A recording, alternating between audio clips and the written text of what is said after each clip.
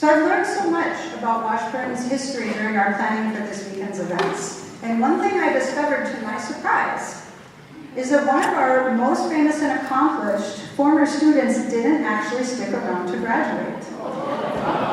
Jimmy Jam Harris is now a world-famous musician, songwriter, and producer, but his music career began in the mid-70s while he was still here in high school at Washburn. Gigging many nights as soon as 10th grade, right? As early as 10th grade was working. And so he made the choice before he finished to focus on music. And those of us who love his music are glad he did. Let me just share a little bit since then. With his partner Terry Lewis, Mr. Harris has written and or produced more #1 Billboard hits than any other songwriting or production team in American history.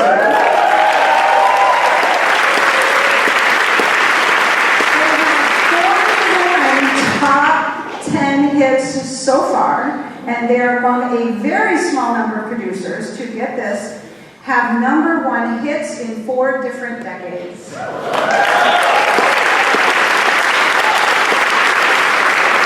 Jimmy Jam Harris has earned more than 100 gold, platinum, multi-platinum, or diamond albums, and was inducted into the Rock and Roll Hall of Fame in 2022 in the Musical Excellence category.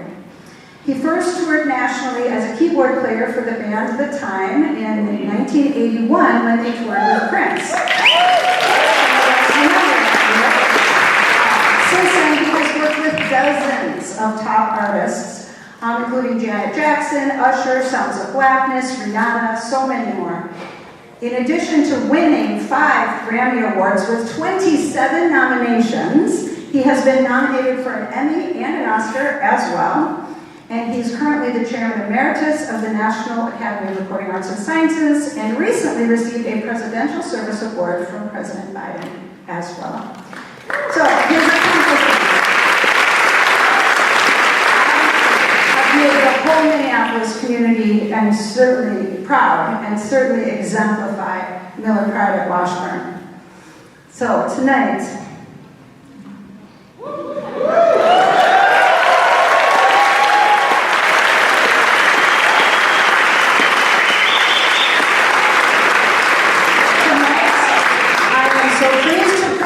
an honorary Washburn High School diploma to James Samuel Harris.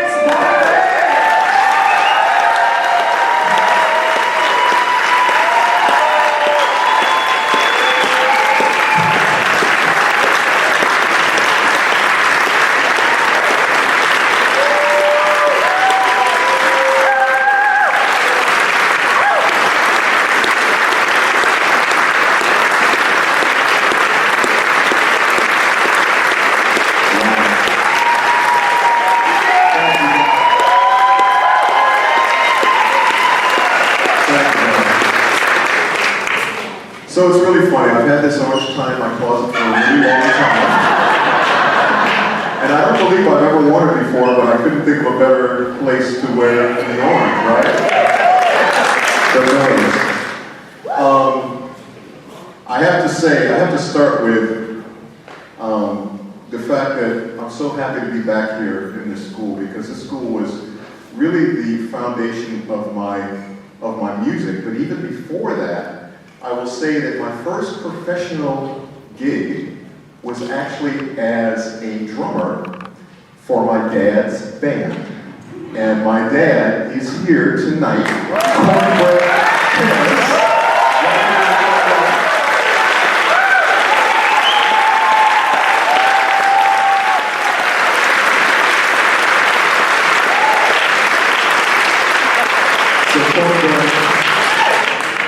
I love you and thank you so much for starting me on my musical journey, giving me my musical genes and my love of music. I really, really, really appreciate that more than I can ever say. So, quick little story. People know me as a keyboard player.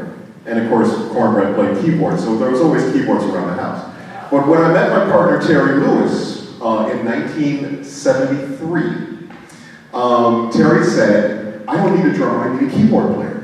And I said, oh, okay. He said, well, I know you can play because your dad plays keyboards. I said, okay, cool. So anyway, that's what got me into playing keyboards. So when I came, as Doc mentioned, when I came to Washburn, I was already playing in a bunch of bands. I was in a band called Paradise that was here at the school. And I would literally play until, we'd play in the bar till 1 in the morning. And then my mom would bring me to school at 6 o'clock for 0 hour. Whatever the heck that was. And so that's some of my earliest musical memories. But I love the fact that today I was in the keyboard room, which is absolutely beautiful.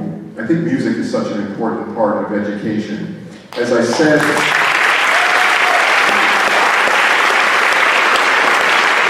I'll test something out. I did this at the Rock and Roll Hall of Fame when I gave my speech. And I said, it's crazy to take music out of a classroom because simply when we learn music and when we learn the language of English, the English language, we learn it to an alphabet. But if somebody said, I got 26 things for you to learn, you have to do them in order. And they said A, B, C. There's no way you remember it. But as soon as you put a melody to it, and you make it musical, and you go A, B, C, D, E, F, G, H, I, J, K, L, M, N, O, P. See? Okay. So that's my point about music. That's why music needs to be in schools. There's a reason that our students can sing every song on the radio. They know the lyrics to every rap song that's out, but can't do an essay.